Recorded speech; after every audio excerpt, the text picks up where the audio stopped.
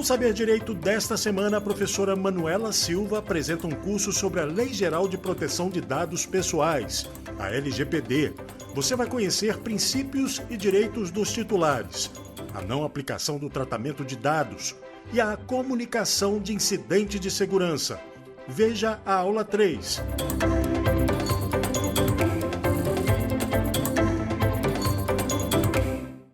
Olá pessoal, bom dia, boa tarde, boa noite ou boa madrugada. Sou a professora Manuela Silva e este é o bloco 3 do programa Saber Direito, voltado para a Lei Geral de Proteção de Dados Pessoais. Vamos estudar agora os direitos dos titulares de dados. Lembrando que titulares de dados somos todos nós, pessoas físicas, possuímos CPF e tem que ser pessoas vivas. Pessoas mortas não são sujeitos da proteção de dados conforme entendimento da ANPD, que é a Autoridade Nacional de Proteção de Dados, que tem a palavra final sobre a interpretação da lei. São direitos dos titulares, informação sobre a possibilidade de não fornecer o consentimento e as consequências dessa decisão. O que quer dizer isso na prática? Eu, Manuela, tenho o direito de saber o que acontece caso eu não forneça o consentimento para tratar aquele dado pessoal diante do controlador. Também tem direito à informação das entidades públicas e privadas com as quais o controlador realizou o uso compartilhado de dados. Então, eu posso solicitar informações mediante encarregado de dados com quem o controlador compartilhou meus dados, sejam entes públicos ou privados, para entender como meus dados estão sendo manipulados e de que forma e qual a finalidade. Também é direito do titular saber ter a confirmação de tratamento. Então, eu posso chegar e perguntar: ei, controlador, você tem meu dado contigo? E isso é a confirmação de tratamento. Também é um direito do titular ter acesso aos dados. É eu saber do controlador quais dados ele tem que são meus. Lembrando que esses direitos não são absolutos em algumas situações, como, por exemplo, o segredo do negócio, o segredo industrial ou comercial, quando envolver, não vai poder prestar essa informação com base na lei. A outro direito é a anonimização, que é aquilo que eu já expliquei para vocês nos blocos anteriores, que é quando eu tiro uma informação que identifique aquele titular, então eu tiro um e-mail, tiro um nome, por exemplo, o RG, e utilizo o dado. Isso foi muito comum, mais uma vez, dando um exemplo, na época da pandemia, que a gente tirava as informações das pessoas que estavam contaminadas e apenas divulgava quantas pessoas estavam contaminadas por bairro. Então, por exemplo, no centro, tinham 14 pessoas infectadas hoje. Amanhã já sai outra lista com essa atualização. A gente suprime informações que possam identificar a pessoa e apenas leva os dados que a gente precisa para aquela informação, como um exemplo bem prático e concreto do caso da pandemia. O outro exemplo que a gente tem de direito dos titulares é o bloqueio. É eu, titular, entrar em contato com o controlador e pedir que ele bloqueie meus dados. Qual é um exemplo disso? Eu posso entrar em contato, por exemplo, com uma operadora de telefone e pedir para que ela bloqueie os meus dados para que não me liguem mais. Isso é um direito que eu tenho. Lembrando, mais uma vez, que os direitos não são absolutos. Caso exista, por exemplo, alguma dívida sua com essa operadora, a operadora vai poder continuar te ligando para fazer cobranças porque está exercendo o seu direito de cobrar. Não pode ser aquela situação vexatória. Se for uma situação vexatória, a gente já tem outros meios, como o Código de Defesa do Consumidor, para ter a reparação desse direito. Mas eu posso pedir o bloqueio, desde que, por exemplo, eu não deva a essa operadora e ela possa continuar me ligando em virtude desse débito. E se eu não tiver alguma dívida com essa operadora e ela continuar me ligando, eu posso acioná-la tanto na esfera administrativa quanto na esfera judicial, porque ela continua ligando mesmo após o pedido de bloqueio dos meus dados. Lembre, os dados são do titular, não são das pessoas que manipulam, que controlam, que utilizam esses dados. Também é direito do titular o pedido de revogação do consentimento. O que quer dizer isso?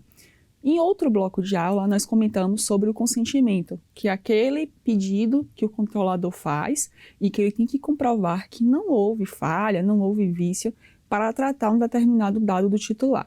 Caso o titular se arrependa de ter fornecido esse consentimento ou entenda que o consentimento não foi muito bem esclarecido por qualquer motivo, em qualquer tempo, sem precisar justificar, ele pode solicitar a revogação do consentimento. Por exemplo, eu posso ter assinado aqui agora o termo consentindo o tratamento da minha imagem, um exemplo, tá? E eu virar daqui a 1 minuto e falar, não quero mais. E eu tenho que revogar esse consentimento enquanto controladora. Nessa situação, a gente precisa esclarecer que os dados que foram tratados até o pedido de revogação do consentimento estão válidos. A partir daquele momento é que eu não posso mais tratar os dados com base no consentimento. O próximo ponto que a gente tem como direito dos titulares é o acesso livre, gratuito e facilitado. Então, é livre, o titular pode exercer a qualquer tempo, é gratuito, não pode ter cobranças para o titular consultar seus dados, pedir para fazer trocas, informações que estão desatualizadas, e tem que ser sempre facilitado. Eu não posso criar dificuldades, eu não posso criar empecilhos. Qual é um exemplo disso? O titular de dados vai até o site, não encontra o canal de contato do encarregado. Ele liga para a empresa não fornece, pede para ele ir até a empresa. Ele vai até a empresa fala lá no balcão que não é por lá que resolve. Isso é um exemplo que comprova que aquele acesso às suas informações, aos seus dados, não foi feita de forma facilitada.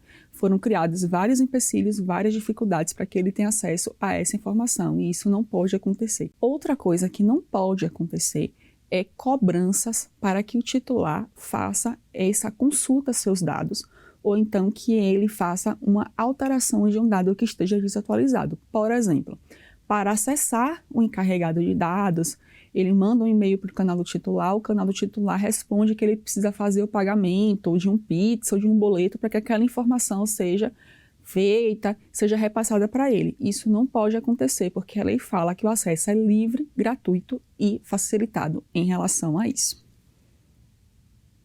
Outro direito do titular é a correção de seus dados. Então, por exemplo, eu sou casada, mas consta na minha ficha cadastral que eu estou solteira. Então, eu posso solicitar a alteração dessa questão do estado civil ou qualquer outro dado que esteja desatualizado ou que esteja porventura errado, como o endereço de um e-mail, um telefone, um WhatsApp, por exemplo, e até o endereço residencial. Qualquer informação que esteja desencontrada ou desatualizada, eu, como titular, tenho o direito de pedir que seja atualizada, que aquela informação seja corrigida para o dado correto. Posso pedir também a eliminação dos meus dados, que seria a exclusão dos meus dados da base desse controlador.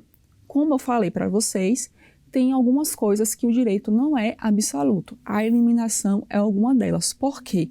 Existem algumas situações, como a gente já viu aqui no bloco de tratamento de dados, que por força de lei, por força de alguma resolução, o controlador é obrigado a ter esses dados pessoais ou dados sensíveis armazenados em seu banco de dados por um período de anos. Vai depender do dado e da lei correspondente. Então, se for um desse tipo de dado, mesmo que esteja na lei falando que é um direito do titular pedir a eliminação, o controlador não vai poder eliminar, porque existe uma lei que determina que esse dado seja guardado. Então, nesse caso, a gente vai responder para o titular de dados, informando que, embora ele tenha solicitado, o dado dele não vai poder ser eliminado, porque a lei X permite que, ou obriga que, aquele dado fique armazenado pelo período de tempo e informa qual período de tempo é ele. O que a gente não pode ficar é deixar esse titular sem a resposta. Você olhar, ele pediu que seja eliminado, mas a lei aqui fala que não pode ser eliminado.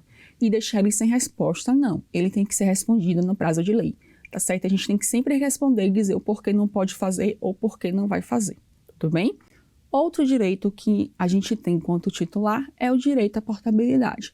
Eu transferi meus dados, por exemplo, de uma clínica para outra. Isso a lei permite e entende como a portabilidade de dados.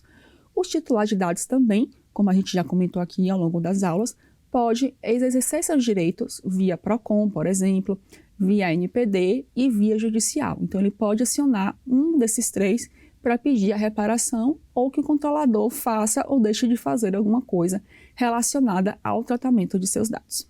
A gente já comentou aqui ao longo das aulas a respeito de sanções administrativas. Eu dei alguns spoilers sobre o valor de multa, inclusive, que pode chegar a 50 milhões de reais. Essas sanções administrativas vêm na LGPD e são aplicadas com exclusividade pela ANPD, que é a Autoridade Nacional de Proteção de Dados. Repetindo, quem pode aplicar essas sanções com exclusividade é a ANPD.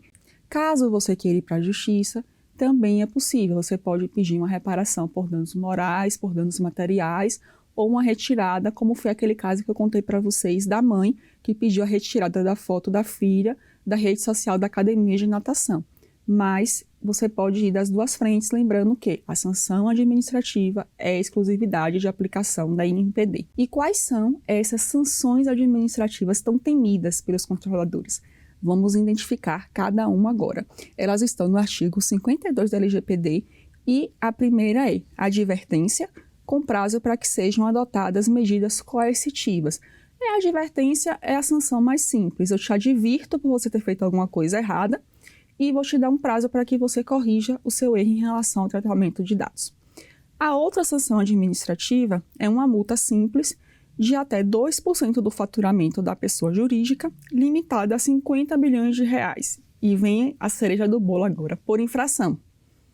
Então, nessa situação, a gente precisa trazer um parênteses, que é que nesse caso aqui, por envolver uma condenação financeira, não é sujeita à administração pública. Então, a administração pública não pode ser condenada nessa sanção administrativa, porque se entende que traria um prejuízo ao erário. Então, essa sanção administrativa de multa de até 50 milhões de reais é aplicada apenas para pessoas jurídicas de direito privado. A outra hipótese de sanção administrativa é a multa limitada a 50 milhões de reais. Nessa situação, também só vai ser aplicada a pessoas de direito privado. As pessoas de direito público não aplicam pelo mesmo motivo, porque trariam prejuízo ao erário. Outra possibilidade de sanção é a publicização dessa sanção. Então, vai se divulgar, por exemplo, no Diário Oficial, que essa empresa foi condenada, foi atuada por conta de violações à LGPD. Claro que depois a apuração do processo e tudo certinho não vai ser de imediato, tá? Mas é uma possibilidade. E não é uma possibilidade muito boa, porque sua empresa vai ficar reconhecida no mercado como uma empresa violadora de LGPD, violadora de dados pessoais, que não teve o devido cuidado, o devido zelo, e, por consequência, pode trazer um prejuízo à imagem dela, um prejuízo reputacional, e alguns clientes ou parceiros de negócios quererem romper ou deixar de fazer atividades comerciais com medo de um vazamento. É mais um risco reputacional que a gente tem quando envolve uma das sanções administrativas da LGPD. A outra sanção que vem é o bloqueio de dados pessoais, que se refere a essa infração até sua regularização. Isso aqui pode trazer, talvez, dependendo da hipótese, um prejuízo maior do que quando a gente aplica uma multa. Porque imagine uma contabilidade, por exemplo, ficar com bancos de dados bloqueados até que se regularize a informação. Como é que essa contabilidade vai conseguir fazer suas obrigações com seus clientes se o banco de dados está bloqueado por uma infração? Então, temos que ter muito cuidado ao manipular os dados e muita responsabilidade para evitar que esse tipo de coisa aconteça e gere um prejuízo incalculável para o seu negócio. Outra possibilidade é a eliminação dos dados pessoais que se referem à infração, a suspensão parcial do funcionamento do banco de dados, a que se refere essa infração pelo período máximo de 6 meses, prorrogável por igual período, até a regularização da atividade. Então, também isso aqui pode trazer um prejuízo maior do que uma sanção pecuniária, uma multa, por exemplo, porque, como eu falei, imagine uma contabilidade com banco de dados suspenso. Como é que ela vai funcionar? Como é que ela vai cumprir suas obrigações perante seus clientes? Sem contar a repercussão que você vai ter em cascata, porque provavelmente se ela ficar sem poder usar esse banco de dados e ficar sem cumprir as obrigações, os clientes dela, porventura, vão querer a devida reparação, seja material ou moral em relação disso, e os efeitos vão vindo em consequência dessa suspensão. Outra possibilidade é a proibição parcial ou total dos exercícios de atividades relacionadas ao tratamento de dados, que também dá um prejuízo incalculável para o negócio. Então, como comentamos, além das sanções administrativas que são aplicadas exclusivamente pela ANPD, a gente ainda tem outros riscos de consequências por violações de dados, como as ações judiciais que já falamos algumas vezes, por reparação de danos morais, danos materiais, obrigações de fazer e deixar de fazer, pode promover denúncia ao Ministério Público, pode ser sofrido uma fiscalização do PROCON, tem um prejuízo reputacional, pode vir uma multa também do PROCON em relação à proteção de dados, tem alguns PROCONs já atuando nesse sentido. Então, são variados riscos de sanções, de aplicações, de fiscalizações administrativas e reparações judiciais por não cumprimento dessa legislação. E para quem acha que é uma coisa que só vale para o e-commerce, repito, vale também para o meio físico, não é só para quem tem e-commerce. LGPD é para ambiente físico e para ambiente digital. Se eu recebi o dado em papel, eu tenho que aplicar LGPD. Se eu receber o dado por e-mail, por exemplo, um dado digital, também tenho que aplicar a LGPD. Então, temos que ter atenção e cuidado ao manipular os dados das pessoas, sejam eles sensíveis ou sejam dados simples. Nós comentamos aqui, ao longo das aulas, a respeito do princípio da responsabilização e da prestação de contas. E expliquei na ocasião que seria basicamente comprovar o que é que foi feito em relação à proteção de dados. Então, acho que eu dei o exemplo ainda falando, eu fiz o treinamento da equipe, aqui o certificado, eu usei programas originais, aqui a licença dos programas, algo exemplo nesse sentido. E por que isso? Ainda falei também, complementando, que quanto mais coisas fossem feitas, isso contaria a favor do controlador em relação a eventual processo por vazamento de dados, seja ele administrativo ou judicial. E por que isso conta a favor? Existe uma dosimetria que foi estabelecida pela Autoridade Nacional de Dados. Lembrem que ela que tem a palavra para emitir regulações, resoluções e interpretar a legislação a respeito de como analisar possíveis vazamentos para que se calcule com segurança jurídica ou que se tenha uma segurança jurídica de se imaginar o que pode acontecer em caso de algum incidente de segurança. Então, a dosimetria é um método que é utilizado pela NPD para se orientar e para se basear antes de aplicar uma eventual sanção administrativa por violação à LGPD. A dosimetria contou com uma ampla participação popular. Teve audiência pública que foi aberta a palavra às pessoas para dizer qual era a sua visão, o que achava que poderia melhorar, o que achava que estava errado, e também foi dado um prazo para que as pessoas comentassem a dosimetria que estava em avaliação. Então, você ia lá, podia comentar porque aquele artigo estava correto ou porque achava que aquele artigo estava errado ou o que poderia melhorar naquele artigo. Então, contou com a ampla participação popular antes dela ser publicada e dela entrar em vigor. E o que é analisado nessa dosimetria? O que é que pode ser analisado que conta em favor do controlador para eventual vazamento ou incidente de segurança envolvendo os dados? Isso está no artigo 52 da LGPD, que diz o seguinte: parágrafo 1º. As sanções serão aplicadas após procedimento administrativo que possibilite a oportunidade da ampla defesa de forma gradativa, isolada ou cumulativa, de acordo com as peculiaridades do caso concreto e considerada os seguintes parâmetros e critérios. E aqui ele traz para a gente os critérios que serão analisados. Quais são eles? O primeiro, a gravidade e a natureza das infrações e os direitos das pessoas afetadas. O outro, a boa-fé do infrator. Lembra que nos princípios a gente falou que os princípios seriam analisados sempre em conjunto com boa-fé? Então, a boa-fé é levada em consideração aqui também. O terceiro ponto é a vantagem oferida ou pretendida pelo infrator. Em algumas situações é possível que o incidente seja ocasionado por venda de banco de dados, venda de informações das pessoas. Então, isso é um tipo de vantagem que pode ser oferida e é analisada pela NPD antes de aplicar a sanção, se gerou algum tipo de vantagem econômica para o controlador. Também analisada a condição econômica do infrator, a reincidência, o grau do dano ocorrido ao titular e se o controlador cooperou ou não cooperou com a autoridade na hora de fazer essa apuração. Isso também é levado em conta. O inciso 8º fala que a adoção reiterada e demonstrada de mecanismos e procedimentos internos capazes de minimizar o dano, voltada ao tratamento seguro e adequado de dados, em consonância com a legislação. Então, se você tem uma conduta reiterada e de violação, isso também vai ser analisado na hora de aplicar a sanção administrativa. Outra posição que vem no inciso 9º é a adoção de políticas de boas práticas e governanças, que é aquilo que eu falei para vocês, são cuidados mínimos, treinamento da equipe e outras coisas que podem ser aplicadas no dia a dia para comprovar que você agiu de boa fé e fez coisas que eram bem vistas em relação ao tratamento de dados. Também é analisada a pronta adoção de medidas corretivas, quando solicitada pela autoridade, e a proporcionalidade entre a gravidade da falta e a intensidade da sanção.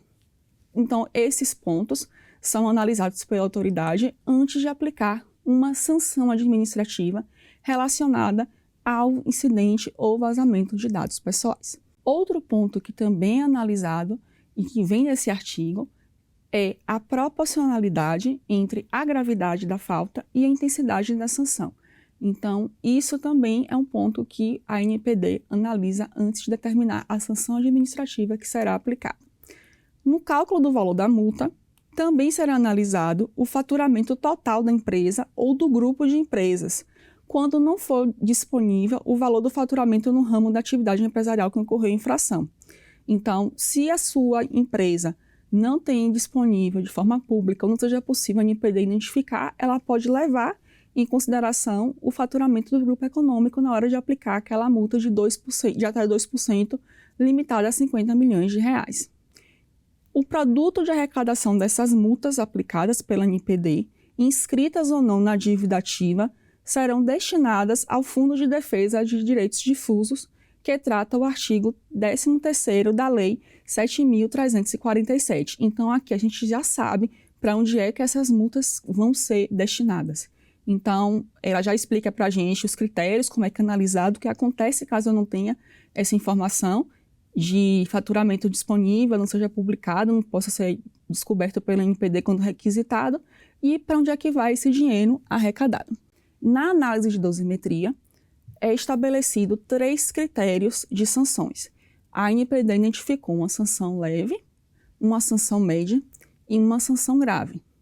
E para que a gente possa entender melhor, que fique de forma mais didática, vocês vão entender por que vai ser feito dessa forma na medida que eu for explicando, vamos começar a analisar o que é que pode ser uma sanção média. Segundo a resolução, a sanção média é aquela que possa afetar significativamente os interesses e direitos fundamentais dos titulares de dados pessoais, caracterizada nas situações em que a atividade de tratamento puder impedir ou limitar de maneira significativa o exercício de direitos ou a utilização de um serviço.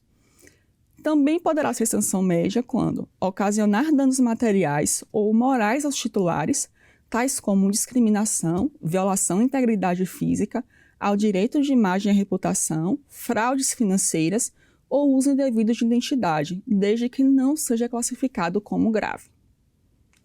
Essas são as sanções médias. E as sanções graves, quais são elas?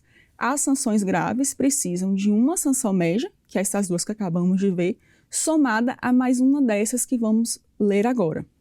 Então, para ter uma sanção grave, repetindo, eu preciso ter uma sanção média cumulada com quando envolver o tratamento de dados pessoais em larga escala, caracterizado quando abranger um número significativo de titulares, considerando-se ainda o volume de dados envolvidos e a duração e frequência e extensão geográfica do tratamento.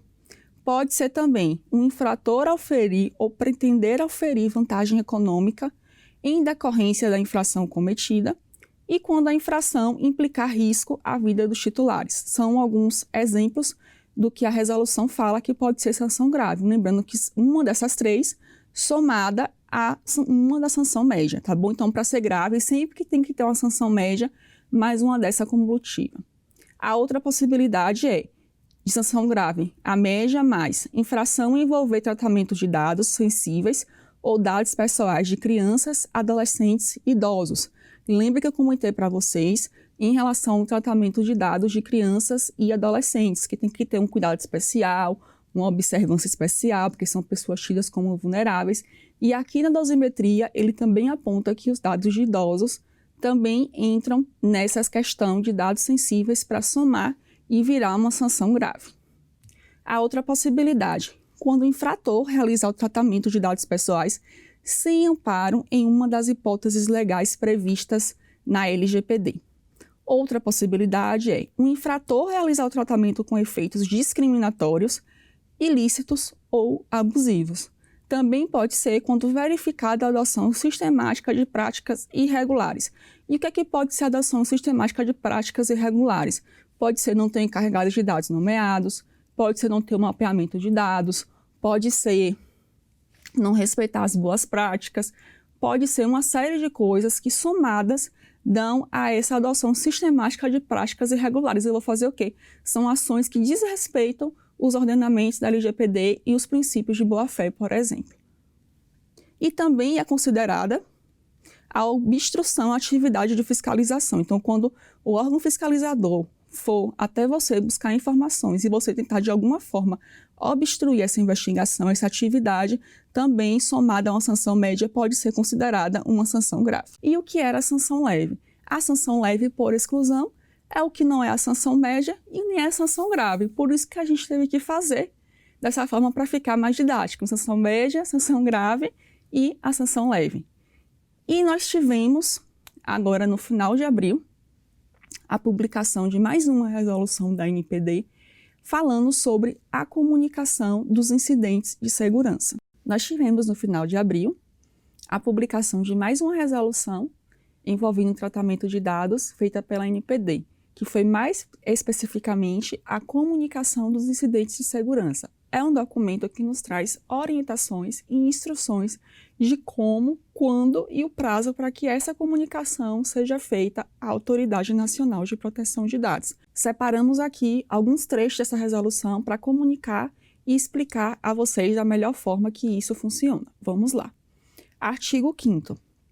Um incidente de segurança pode acarretar risco ou dano relevante aos titulares quando puder afetar significativamente interesses e direitos fundamentais dos titulares e cumulativamente envolver pelo menos um dos seguintes critérios. Aí vem, inciso 1º, dados pessoais sensíveis. Inciso 2º, dados de crianças, adolescentes ou idosos. Mais uma vez, lembrem e reforcem a atenção quando envolver dados de crianças, adolescentes e idosos, porque são pessoas consideradas vulneráveis e, então, o tratamento irregular ou em prejuízo de dados gera essa atenção especial por parte da NPD.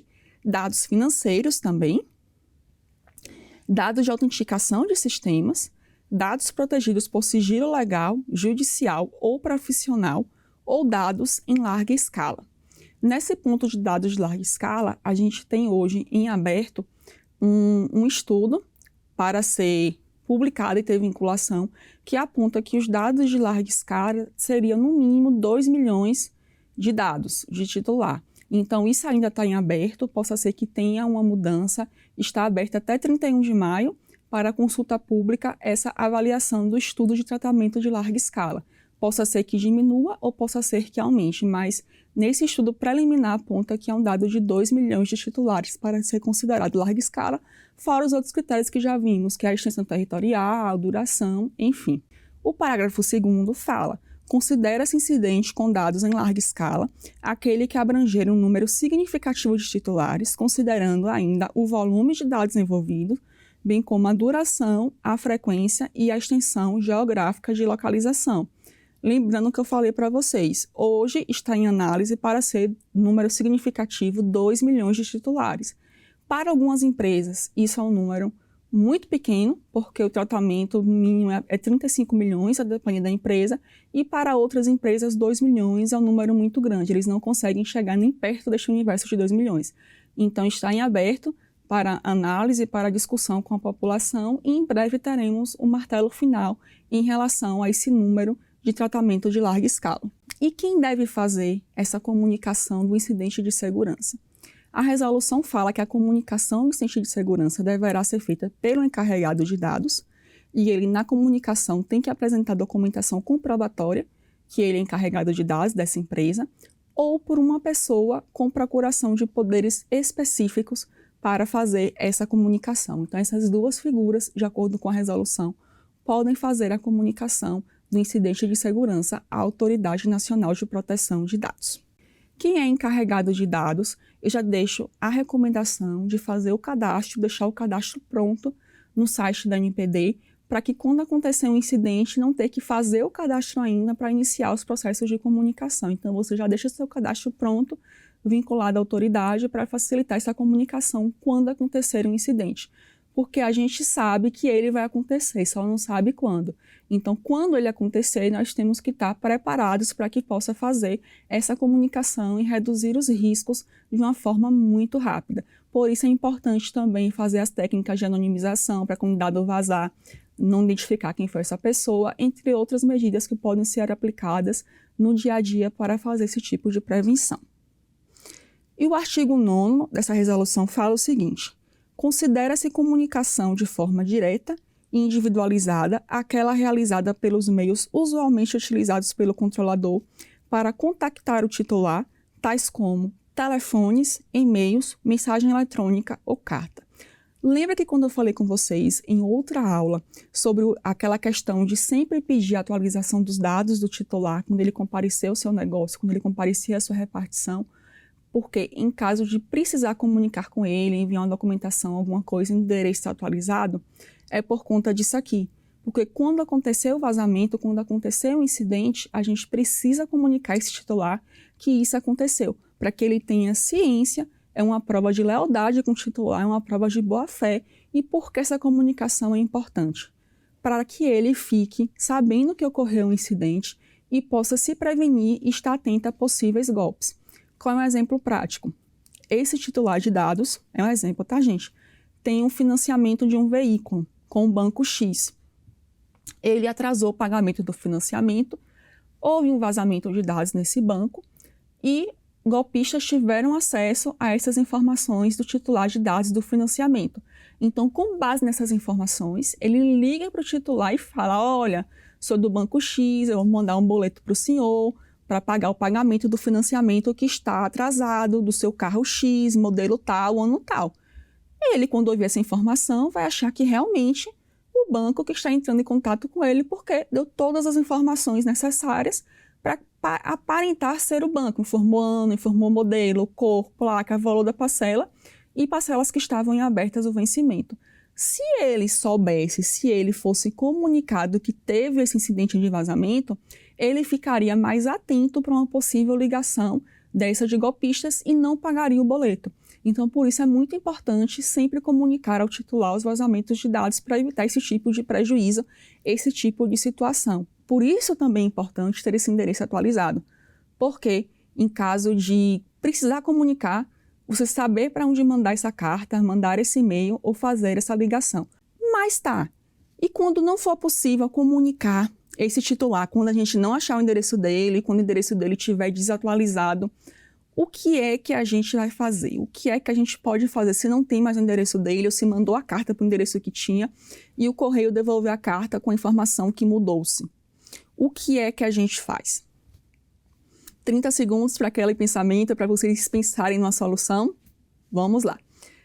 Vai ser uma solução muito parecida quando acontece aquele programa de recall, por exemplo, que as concessionárias, as fábricas colocam aqueles anúncios informando que quem tem aquele veículo com modelo tal, ano tal, precisa fazer um ajuste. Vai ser muito parecido com isso, tá? Então, a resolução traz para a gente como deve ser feito e o prazo que tem que ser feito.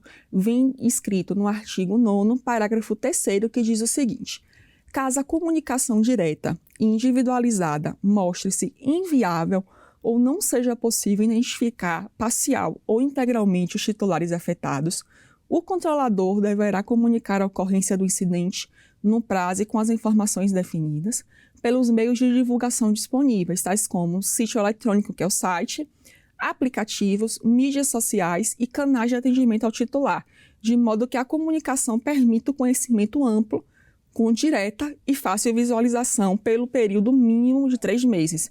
Então, não adianta colocar um anúncio no site uma vez, deixar lá 1 hora no dia e depois tirar. Fazer um post na rede social que vai ficar esquecido lá na hora que os posts forem sendo atualizados. Essa comunicação precisa estar acessível e de forma direta, clara, pelo período de 3 meses, que é um tempo que se considera ideal para que a pessoa acesse aquele site por algum motivo e veja a comunicação e fique alerta em relação a isso. A resolução do incidente de segurança foi publicada pelo NPD e traz alguns critérios, como deve ser feito, comunicação titular, e também traz alguns conceitos. os incidentes a partir do dia 27 de abril de 2024, que foi o dia da publicação do incidente de segurança dessa resolução, os incidentes em curso ou ocorridos a partir desta data precisam seguir esta resolução, inclusive com os novos fluxos que vamos olhar agora e descobrir quais são após essa publicação. Temos também que comentar que eu falei com vocês sobre alguns termos, nós precisamos também esclarecer o que são esses termos para que não gerem dúvidas no dia a dia e no trabalho para saber o que fazer quando tiver um incidente e de que forma agir. Os termos que essa resolução traz são o seguinte: dados de autenticação em sistemas. Qualquer dado pessoal utilizado como credencial para determinar o acesso a um sistema ou para confirmar a identificação de um usuário, como contas de login, tokens e senhas, por exemplo. Então, quando a gente tiver um login, quando a gente tiver uma senha, quando a gente tiver um token, seja ele físico ou digital, é uma chave, é uma autenticação de sistemas definidas pela Autoridade Nacional de Proteção de Dados. O dado financeiro é o dado pessoal relacionado a transações financeiras do titular, inclusive para contratação de serviços e aquisição de produtos, como compras em aplicativos, por exemplo. Dado pessoal afetado é aquele dado pessoal cuja confidencialidade, integridade, disponibilidade ou autenticidade tenha sido comprometido em um incidente de segurança. Quando a gente fala de incidente de segurança, precisamos lembrar que a inoperabilidade ou quando um sistema fica indisponível, a gente está também falando em falta de acesso a informações e equipara um incidente de segurança. Outro conceito que traz é o dado protegido por sigilo legal ou judicial, que é o dado pessoal cujo sigilo decorra de norma jurídica ou decisão judicial. Podem ser aqueles processos sob segredo de justiça, que não podem se dar informações públicas, que só fica restrito às partes e seus procuradores, por exemplo. Dado protegido por sigilo profissional é o dado cujo sigilo decorra do exercício da função do Ministério da Profissão e cuja revelação possa ser produzida na outrem. É uma questão muito comum na questão do trato com o advogado, por exemplo. As informações que são passadas ao advogado estão protegidas sobre sigilo e caso essa informação seja repassada de forma indevida, pode haver responsabilização por quebra desse sigilo que foi conferido em confiança ao advogado. É um exemplo. A disponibilidade é a propriedade pela qual se assegura que o dado pessoal esteja acessível e utilizável sob demanda por uma pessoa natural ou determinado sistema, órgão ou entidade autorizados. Nós temos também um procedimento de apuração do incidente de segurança, que é aquele procedimento instaurado pela NPD para apurar a ocorrência de um incidente que não tenha sido comunicado pelo controlador. O que quer dizer isso? Você sofreu um incidente de segurança, mas você opta por não comunicar à NPD. Mas a parte que foi vítima desse incidente, ou então tomou-se conhecimento de forma pública através da imprensa, a NPD instaura por conta própria. Então, o fato de você escolher não comunicar não quer dizer que a NPD não vai descobrir que esse incidente aconteceu. E quando você não comunica, você omite isso e ela descobre por outras fontes, como o caso da imprensa, por exemplo, que houve aquele incidente, isso pode ser entendido como uma violação do dever de lealdade e uma violação à lei. Então, é recomendado que você analise corretamente o que aconteceu, da forma que aconteceu e preenchendo os requisitos, você faça a comunicação devida para evitar que ela saiba por outra pessoa que isso aconteceu. Outro ponto é o processo de comunicação do incidente de segurança. É o processo administrativo instaurado no âmbito da NPD, que abrange o procedimento de apuração do incidente de segurança e o procedimento de comunicação desse incidente. O relatório do incidente é um documento fornecido pelo controlador.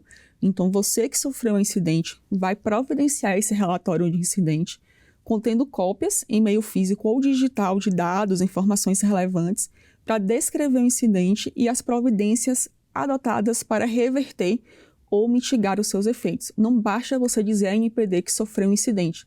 Você tem que dizer para ele o que foi que você fez para evitar que isso acontecesse e o que você fez depois desse incidente para reduzir consequências e possíveis danos dele ter acontecido.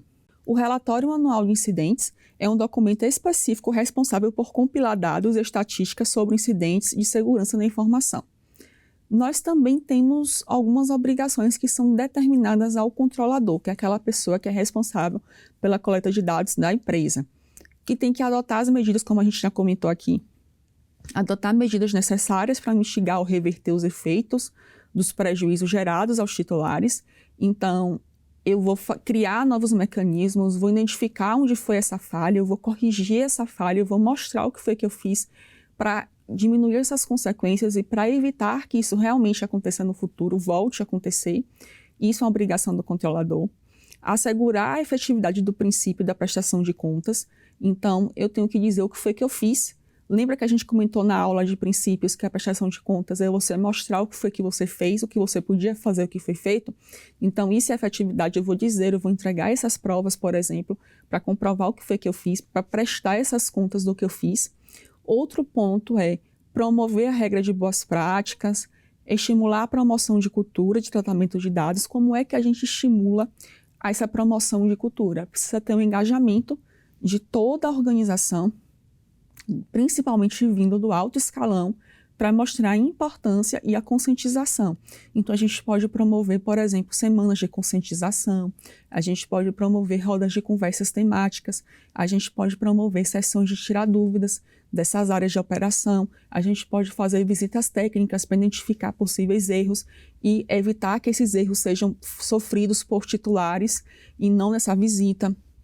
A gente pode também criar competições internas entre setores envolvendo privacidade. Então, tem uma série de ações que podem ser feitas, inclusive de baixo custo, para manter essa cultura sempre ativa em relação aos dados. Então, tem uma série de ações que podem ser feitas, inclusive de muito baixo custo dentro da empresa, da organização, para que se mantenha essa cultura de dados ativa, essa cultura de dados viva e que as pessoas lembrem no dia a dia que precisam ter atenção, como manipular e também saibam identificar quando acontecer um incidente de segurança para comunicar ao encarregado e que as ações possam ser tomadas da forma mais rápida possível para reduzir esses riscos e essas consequências do titular pelo uso indevido de dados. Outro ponto que a gente precisa analisar é a atuação de forma transparente, o fornecimento de subsídios para a fiscalização e revisar os procedimentos sempre que acontecer uma nova publicação relacionada a tratamento de dados. Cada vez que a NPD publicar uma nova resolução, tiver uma nova alteração da lei, a gente precisa atualizar as políticas, as normativas internas, para que essa lei fique sempre em consonância com sua prática, seu dia a dia, porque não adianta a gente ter uma política desatualizada, em desconformidade com as normas, que vamos estar fazendo alguma coisa errada em relação a isso e trazer possíveis problemas e prejuízos.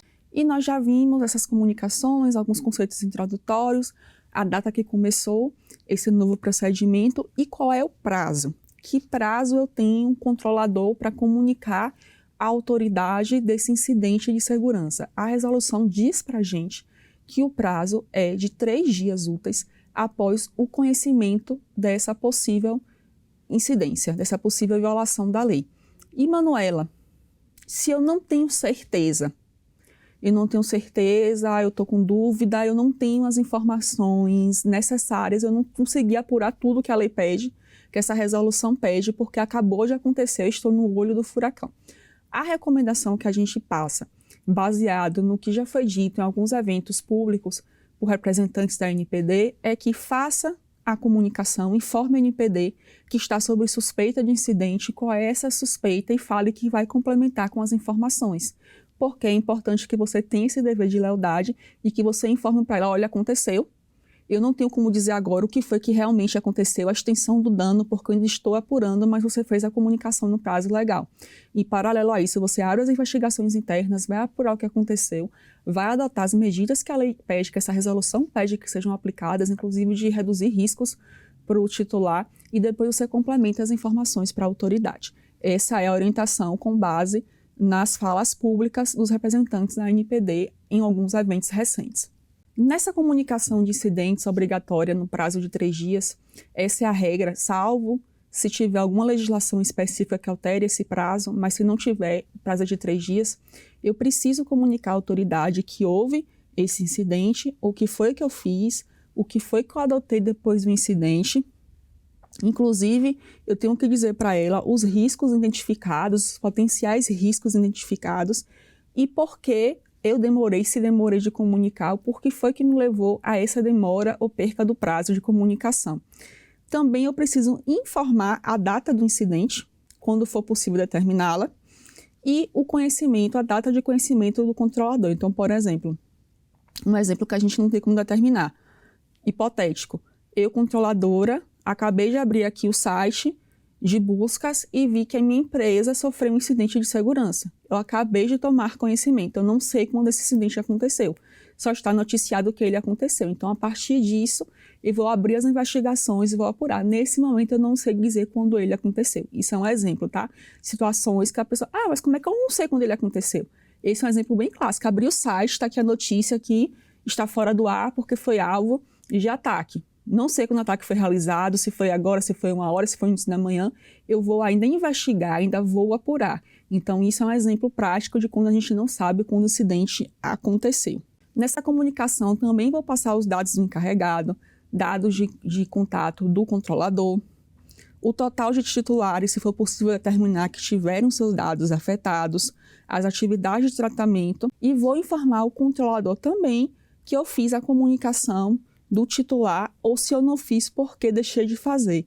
Lembrando que dizer que não tem um endereço atualizado, que não tem um telefone atualizado, não é justificativa para deixar de fazer uma comunicação ao titular.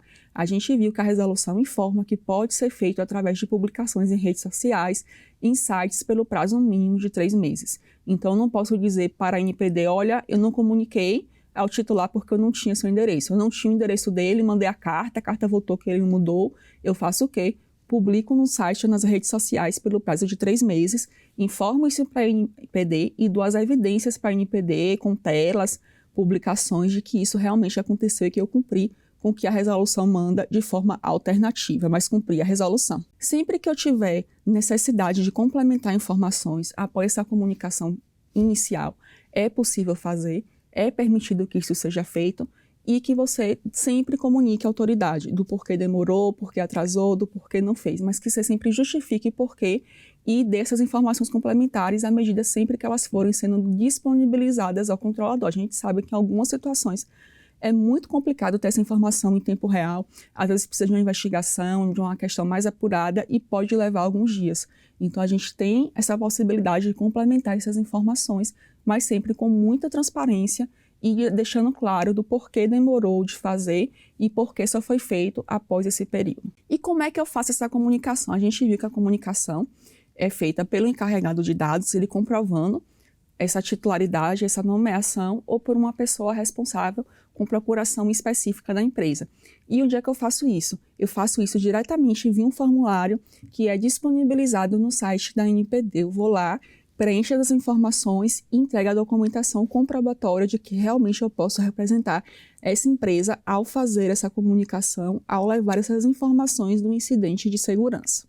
Outra questão muito importante que a gente teve que adotar uma atualização de fluxo no tratamento após essa resolução, e por isso é importante a gente marcar a data de 27 de abril, é que os incidentes que tenham sido comunicados ou que não tenham sido comunicados à autoridade, então o controlador avaliou com o encarregado que não preenchia os requisitos obrigatórios para comunicar, eles precisam ser armazenados pelo prazo mínimo de 5 anos, pois a qualquer tempo desses 5 anos, a NPD pode solicitar informações complementares dessa análise e desse incidente. Então, isso é um fluxo que tem que ser adotado nas investigações que já estavam em aberta, nas análises de incidente que já estavam abertas na data de 27 de abril e nos incidentes que aconteceram após essa data. Temos esse novo fluxo a ser adotado a partir dessa resolução. Então, chegamos ao final desse bloco de aula e vamos agora para o quiz para fixar o conteúdo visto. Não é princípio da LGPD. Letra A, a finalidade. Letra B, a adequação. Letra C, a transparência. Letra D, a autodeterminação informativa. Vamos ver a resposta correta? A autodeterminação informativa foi o que a gente viu. Ela não é um princípio, os princípios são apenas a finalidade, a adequação e a transparência. Vamos ver a próxima questão.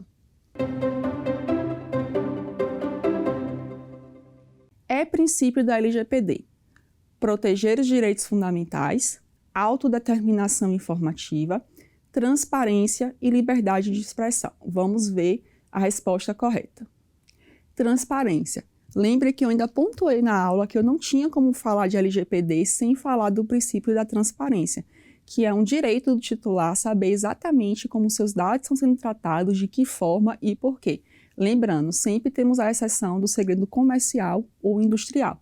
Fora isso, é transparência total titular que é dono dos seus dados. Vamos ver a próxima questão. Questão 3. A utilização de medidas técnicas administrativas aptas a proteger os dados pessoais de acessos não autorizados e de situações acidentais ou ilícitas de destruição, perda, alteração, comunicação ou difusão corresponde a qual princípio da LGPD? Letra A, a segurança. Letra B, a transparência. Letra C, a adequação. E letra D, a liberdade de expressão. Vamos ver a resposta correta. Segurança. É um princípio da LGPD também muito importante e comentamos na época que precisaria ter meios adequados disponíveis, como antivírus, programas originais, não utilizar programas piratas, esse tipo de situação para evitar prejuízos e dar segurança na manipulação dos dados ao titular. Então, nesse finalzinho de bloco, nós acabamos essa aula e nós lembramos que vimos questões de dosimetria, sanções leves, médias, graves, como a dosimetria foi aplicada, que teve a participação popular. Nós também vimos um pouco da última resolução da ANPD, que foi de 27 de abril, sobre a comunicação do incidente de segurança. A gente viu o que é que tem que ser comunicado, quem é que pode comunicar, que é o encarregado ou pessoa responsável com procuração específica, que é feito via formulário dentro do site da ANPD. Vimos também o prazo, que em regra é de 3 dias úteis após a descoberta pelo incidente, a gente tem que comunicar, salvo se existir uma lei com prazo diferente. Vimos também a obrigação e do porquê é necessário comunicar ao titular que houve esse incidente. Vimos alguns critérios do que é que a gente tem que informar para a autoridade. Quando comunica o incidente, temos que informar a comunicação do titular que foi feita. Dizer que não conhece o endereço do titular, o que ele mudou, não é justificativa. A resolução traz medidas para que você substitua caso isso aconteça, como publicação durante 3 meses em redes sociais, publicação em 3 meses no site da empresa.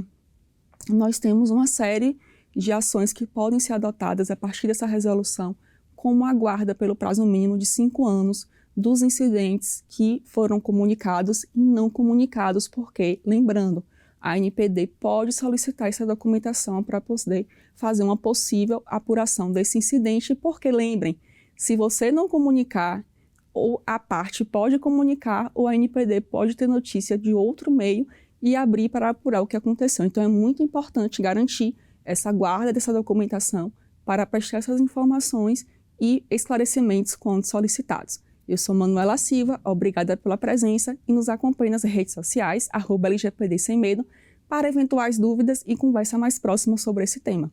Até a próxima. Tchau, tchau. Quer dar alguma sugestão de tema para os cursos do Saber Direito?